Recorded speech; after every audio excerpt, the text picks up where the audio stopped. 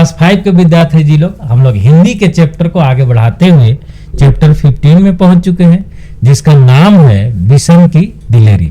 तो आज हम लोग बिशन की दिलेरी कहानी को पूरी तरह पढ़ेंगे और समझेंगे। तो चलिए, आप लोग की स्क्रीन पे ये रहा बिशन की दिलेरी चैप्टर, और हम लोग अब शुरू करते हैं इसको पढ़ना। बिशन की दिलेरी चैप्टर का नाम है, चैप्टर 15 है, जैसे कि आप लोग की स्क्रीन पे दिख रहा होगा। ये रहा कहानी। सुबह का समय था, पहाड़ों के पीछे से सूरज झांक रहा था। 10 वर्ष का बिशन घर से बाहर निकल आया। वह रोज इसी समय इसी रास्ते से कर्नल दत्ता के फार्म हाउस पर जाता है। कर्नल दत्ता की पत्नी पढ़ाई में उसकी मदद करती है। फार्म से लगे सेवों के बाग में कीटनाशक दवा का छिड़काव हो रहा था। बहुत तड़के काम शुरू हो जाता था, मतलब कि बहुत सुबह से ही काम चालू हो जाता था, है ना। बिशन पगडंडी से अभी सड़क तक आ ही रहा था कि उसे गोली चलने की आवाज सुनाई दी। उसने इधर उधर देखा, कोई भी दिखाई नहीं दिया। वह कुछ ही दूर चला था कि उसे फिर गोली चलने की आवाज सुनाई दी। इस बार एक नहीं 2-3 गोलियां एक साथ ही चली थी।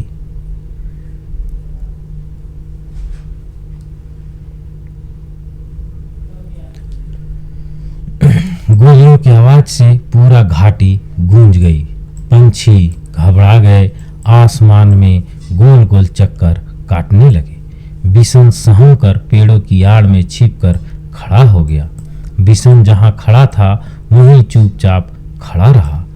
उसे वहां से सीढ़ीनुमा खेत और फलों के बाग साफ दिखाई दे रहे थे। खेतों में काम करते हुए किसान भी दिखाई दे रहे थे। फसल तैयार खड़ी थी। सुबह की हल्की धूप में खेत सुनहरे दिखाई दे रहे थे। बिशन अभी सोच ही रहा था कि गोली किसने और क्यों चलाई होगी। तभी एक और गोली की आवाज आई। एकाएक बिशन को गोली चलने का कारण समझ में आ गया। जब फसल पक जाती है तब गेहूं के खेतों में दाना चुगने ढेरों तीतर आ जाते हैं। शिकारी इस बात को जानते हैं, इसलिए वे सुबह सुबह ही तीतर मारने चले आते हैं। पिछले साल ही शिकारियों ने इसी तरह बहुत से तीतर मारे थे। कुछ तीतर तो वे उठा ले गए, बाकी वो वहीं छोड़ गए। खेतों को काटते समय किसानों को बहुत से मरे और जख्मी तीतर मिले। बिशन ने सोचा, कितना दुख पहुंचाने वाला काम करते हैं ये शिकारी। वह समझ गया कि शिकारी ही तीतरों पर गोलियां चला रहे हैं, इसलिए वह पेड़ों के पीछे से निकलकर खेतों के किनारे किनारे चलने लगा। वह चलते चलते सोच रहा था कि इन शिकारियों को सबक सिखाया जाना चाहिए, लेकिन उन्हें कैसे सबक सिखाया जाए यह उसकी समझ में नहीं आ रहा था। तभी उसके पांव के पास सरसराहट सी हुई। उसने देखा एक तीतर गेहूं की बालियों के बीच फंसा छटपटा रहा है। बिशन वहीं घुटनों के बल बैठ गया। उसने घायल तीतर को पकड़ने के लिए हाथ बढ़ाया, लेकिन घबराया हुआ तीतर छिटक कर खेत के अंदर चला गया। बिशन जानता था कि शिकारी इस तीतर को ढूंढ नहीं पाएंगे और घायल तीतर यहीं तड़प तड़प कर मर जाएगा। उसने स्वेटर उतारा और मौके देखकर तीतर पर डाल दिया। तीतर स्वेटर में फंस गया तो बिशन ने उसे पकड़ लिया। बिशन ने उसे अपने सीने से चिपका लिया और खेत से निकलकर, देखिए स्वेटर डाल दिया है ना, खेत से निकलकर पहाड़ी की ओर भागने लगा। वह इतना तेज चल रहा था मानो उसके पंख लग गए हों, है ना। इतना तेज चल रहा था कि उसके पंख लग गए हों। आगे कर्नल दत्ता के घर के रास्ते में एक तरफ गेहूं के खेत थे तो दूसरी तरफ कटीले तारों की बाड़। बिशन वैसे तो कटीले तारों की बाड़ में से होकर निकल सकता था, परंतु इस समय वह दोनों हाथों में तीतर को पकड़े हुए था। तीतर को संभालना बहुत जरूरी था, इसलिए वह खेतों के साथ साथ छिप छिप कर चलने लगा ताकि शिकारी उसे देख न ले।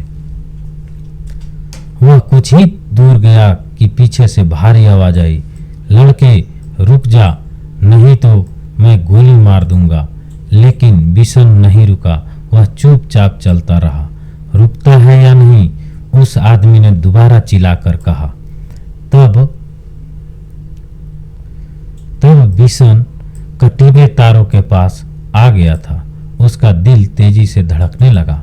आगे बढ़ना मुश्किल लग रहा था, लेकिन फिर भी वह रुका नहीं और न ही उसने कोई जवाब दिया। तभी बिशन को भारी भरकम जूतों की आवाज सुनाई दी, जो तेजी से उसके पास आती जा रही थी। पीछे से आ रहा शिकारी गुस्से में जोर जोर से चिल्ला रहा था, मैं तुझे देख लूंगा, तू मेरा शिकार चुरा कर नहीं ले जा सकता। बिशन के लिए आगे निकल भागने का रास्ता नहीं था। अगर वह सड़क से जाता तो शिकारी को साफ दिखाई दे जाता, इसलिए उसने खेतों के छोटे रास्ते से जाना तय किया। खेतों से आगे के रास्ते में कांटेदार झाड़ियां थी।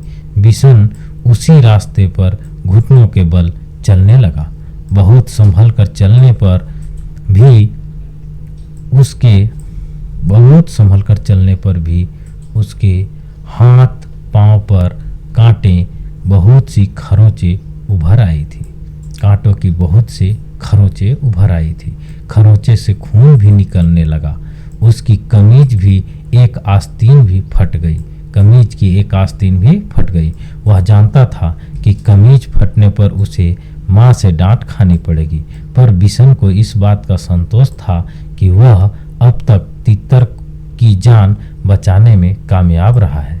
झाड़ी से बाहर आकर वह सोचने लगा कि कैसे पहाड़ी के कोने से फिसलकर नीचे पहुंच जाए, है ना। वह कैसे पहाड़ी के कोने से फिसलकर नीचे पहुंच जाए, लेकिन उस कोने में घास बहुत ज्यादा थी और ओस के कारण फिसलन भी। बिशन थक कर वहीं एक किनारे बैठ गया। अभी वह बैठा ही था कि उसके पांव की आहट सुनाई दी। आहट सुनते ही वह उतरकर दौड़ पड़ा। दौड़ते दौड़ते वह आधी पहाड़ी पार कर चुका था। उसके कपड़े पसीने से तरबतर हो गए, फिर भी वह रुका नहीं। किसी तरह कर्नल दत्ता के फार्म हाउस के पिछवाड़े पहुंच ही गया। पिछवाड़े दरवाजे खुला था। उसने ताड़ के पेड़ का सहारा लिया और फार्म हाउस के अंदर पहुंच गया। तीतर को वहीं बड़ी सावधानी के साथ अपने सीने से लगाए हुए था। फार्म हाउस में खामोशी थी।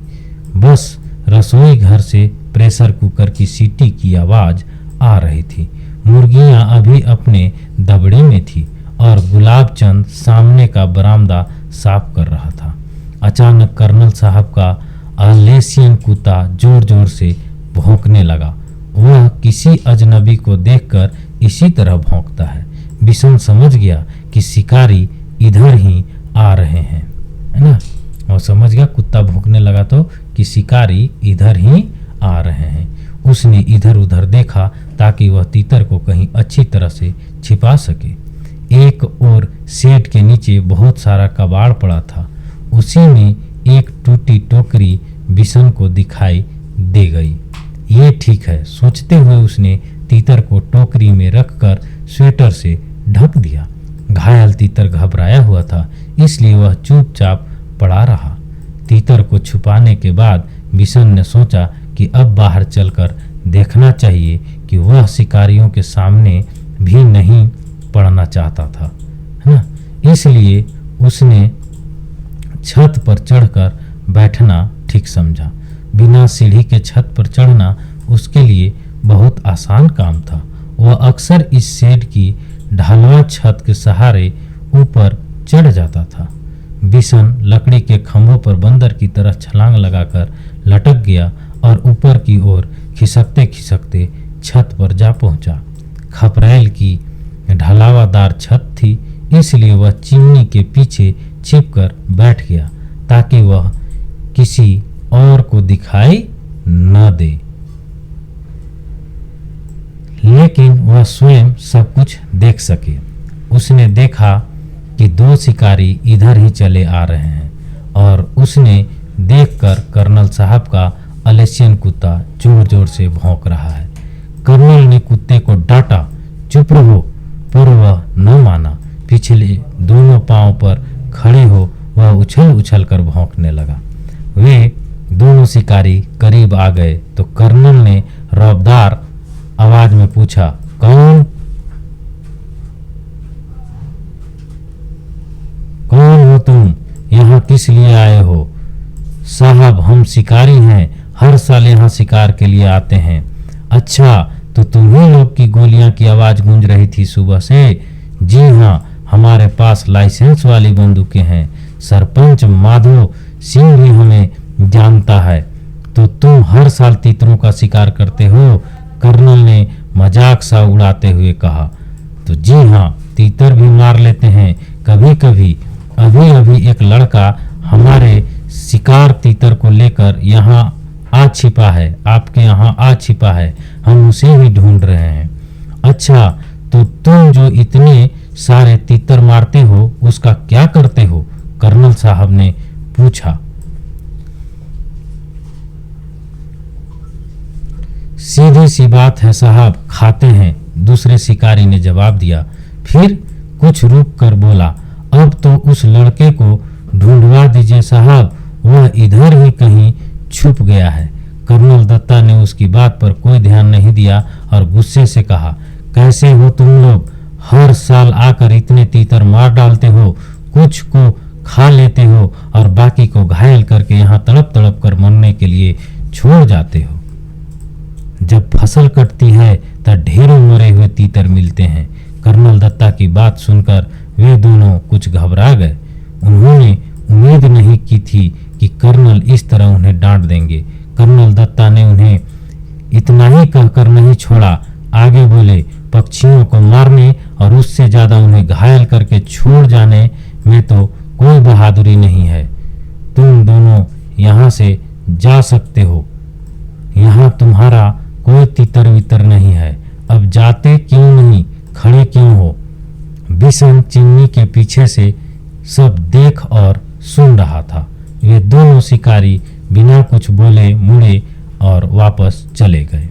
कर्नल दत्ता ने गुलाब चंद से दवाई छिड़कने वाली मशीन लाने को कहा।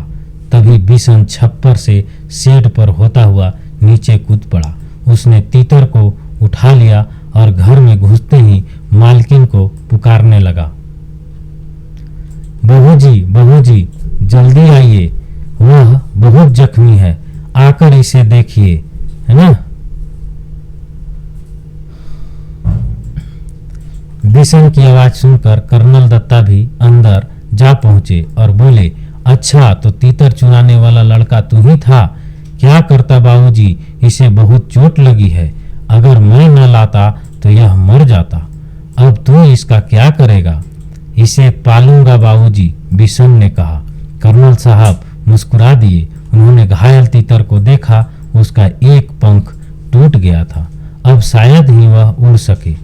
जाओ, दवाइयों का बक्सा लेकर आओ। बिशन दौड़कर बक्सा लेकर आया, है ना। आगे देखते हैं। कर्नल दत्ता ने तीतर के पैर पर जख्म साफ किया, तीतर के पैरों का जख्म साफ किया, फिर दवाई लगा दी। पंख को फैलाकर टेप लगा दिया ताकि वह ज्यादा हिले डुले नहीं। फिर उन्होंने बिशन से कहा, बिशन, अगर तुम इसे गेंदे के पत्ते का रस दिन में 2-3 बार पिलाओगे तो यह जल्द ठीक हो जाएगा। तब तक बाबूजी एक कटोरी में दलिया ले आई और तीतर को दलिया खिलाते हुए बोली, इसे रोज दलिया भी खिलाना बिशन, तीतर को दलिया बहुत पसंद होता है। तब तो यह बिशन के पीछे पीछे ही घूमता रहेगा। कर्नल ने हंसते हुए कहा, अच्छा बिशन, तुम जानते हो तीतर कैसे बोलता है? बहूजी ने पूछा। बिशन ने अपने हाथों को मुंह पर रखकर तीतर की आवाज निकाली, quack quack quack. Colonel Datta ठहाका मारकर हंस पड़े। बहूजी भी मुंह पर पल्लू रखकर हंसने लगी। बहूजी भी क्या की, मुंह पर पल्लू रखकर हंसने लगी। बिशन भी हंसता हुआ हिरन की तरह छलांगे लगाता तीतर के साथ वहां से अपने घर की ओर भाग चला। इसका लेखक है प्रतिभा नाथ। तो चलिए इसी के साथ ये होता है कहानी खत्म। हम लोग इसका क्वेश्चन आंसर करेंगे दूसरे वीडियो में। तब तक आप लोग पढ़ते रहिए, खूब पढ़िए और आगे बढ़िए।